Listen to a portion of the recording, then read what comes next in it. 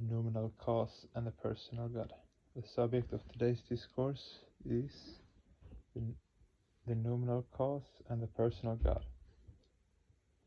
When one creates many, that one is called the nominal cause. And when many is created from one, that many is called the phenomenal effect. We may say falsehood is the nominal cause of all social crimes. Here social crimes are the phenomenal effect, and falsehood is the nominal cause. Whatever we see in this universe, there is an apparent nominal cause. We see so many milk products. Milk is the nominal cause. Milk is the apparent nominal cause. That is, it is not the supreme nominal entity, and above all so-called apparent nominal causes, there is the supreme nominal entity. And that supreme nominal entity is the Paramapurusha. That Paramapurusha is not something theoretical or abstract.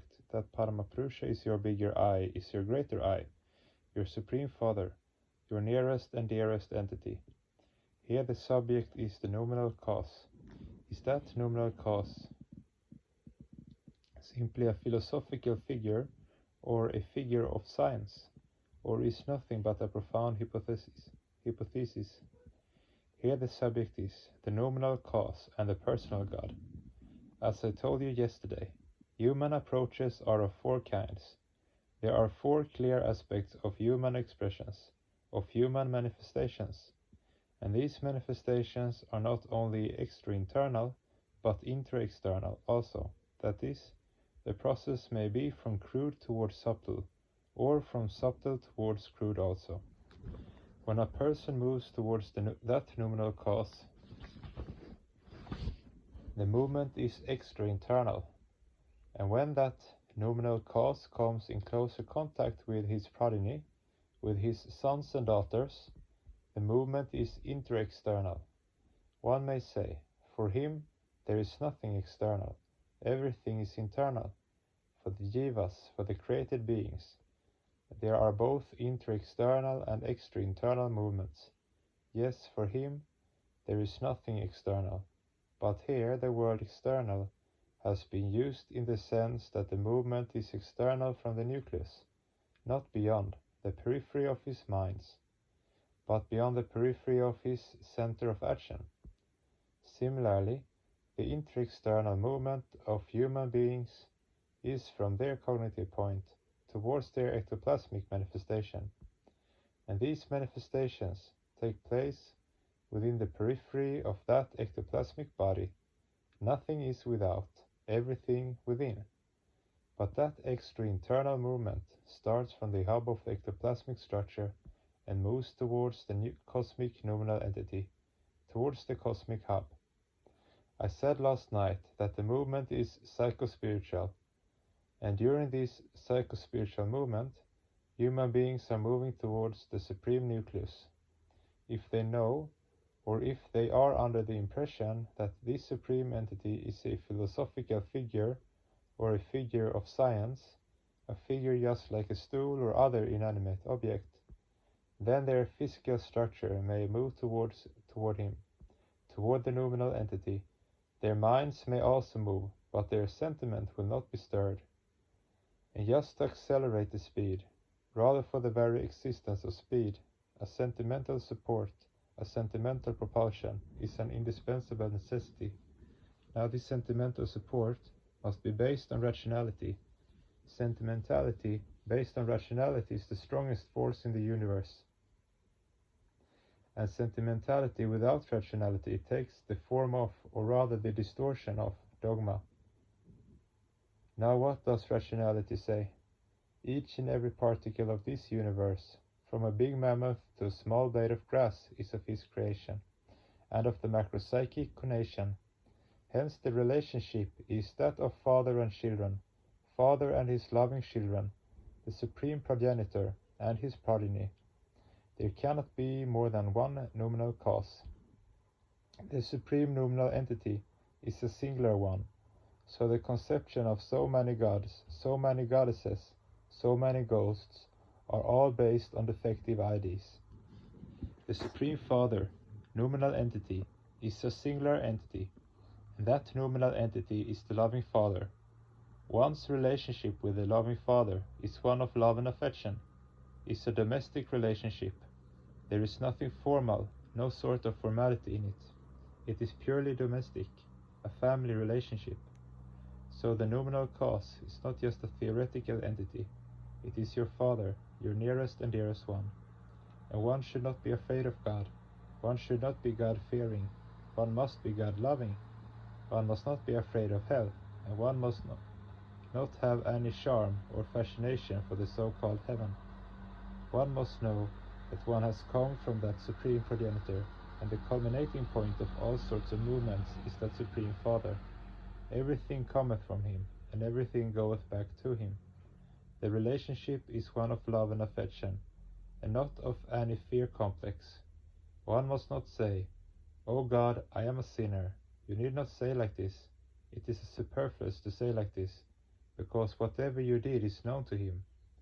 Then what is the necessity of saying, "O God, I am a sinner"? He knows everything. You need not remind him that you are a sinner.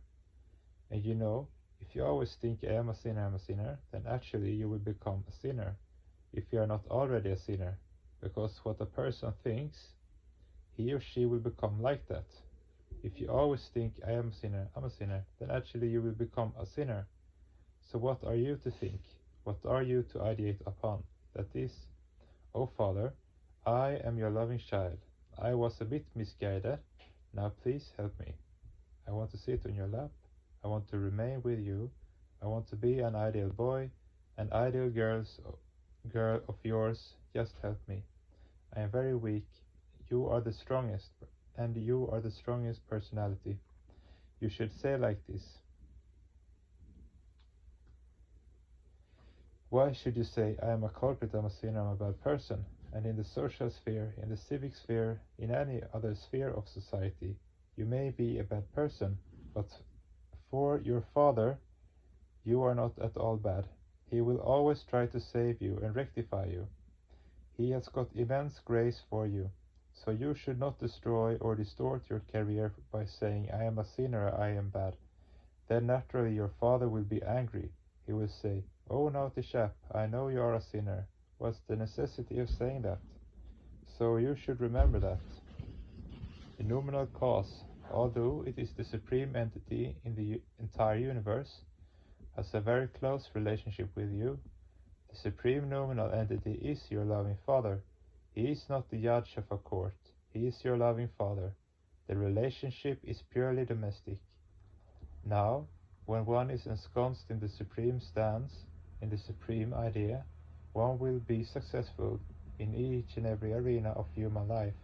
Whatever you will do, like rendering social service, will be fruitful, and you will get immense pleasure in it. But if there is no love for the supreme entity, then what will happen? Your work will be fruitless, and you will suffer from different kinds of psychic disease, including frustration. If you do your sadhana for 10 or 24 hours in a day, but there is no love for the supreme entity, you are simply misusing the time, abusing the time. So the first and foremost thing is that you should always remember that you are not an ordinary person. You have not come from an ordinary family. You have come from the noblest and the highest family of the universe, because your Father is the most respectable person in the entire universe. So you must not suffer from any sort of defeatist complex, any sort of fear complex, or any sort of hopelessness or helplessness, because your Father is always with you. You know, the supreme nominal entity maintains the closest relationship with all other apparent nominal entities, the so-called nominal entities, and those so-called nominal entities maintain a link with each and every expression of this universe. This indirect link of the nominal entity is called Prota Yoga in Sanskrit. That is, whatever you are doing is indirectly known to him through your direct nominal entity. And not only that, he keeps a direct relationship with you also. Today we will decorate the hall in a very nice way, as is done in the case of DMC. And when Baba will see those things, he will say, Let there be DMC.